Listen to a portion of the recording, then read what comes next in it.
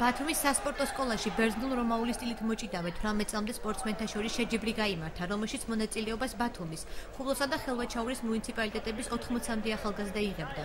ბათუმის შეჯიბრში გამარჯვებულები შემდეგ ეტაპზე თბილისში გამართულ ჩემპიონატში მიიღებენ მონაწილეობას. საბოლოოდ კი საპრიზო ადგილების მფლობელები საერთაშორისო ტურნირზე საქართველოს ღირსებას დაიცავენ.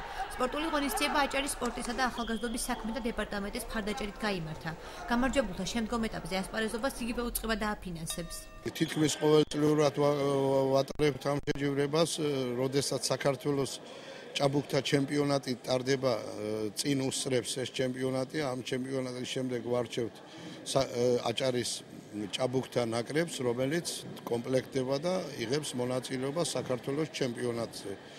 საქართველოს ჩემპიონატის შემდეგ თავისთავად ევროპისა და მსოფლიო ჩემპიონატებია და წარმატებული სპორტსმენები იღებენ მონაწილეობას. ერთი კვირა ვიმზადებოდი ამ შეჯიბრებისთვის, ძალიან ძლიერი მოწინააღმდეგე მყავდა. ამის შემდეგ გვაქვს ევროპის ჩემპიონატი და იქაც მე გავიმარჯვე მოახერხე.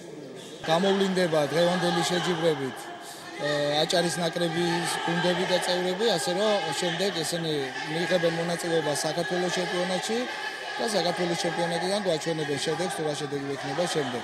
ჩვენ კარგად ვიცით, რომ ახალგაზრდებში იყო ჩემპიონატი თბილისში, როდესაც ჩატარდა საქართველოს ჩემპიონატი და მივიღეთ 12 მედალი.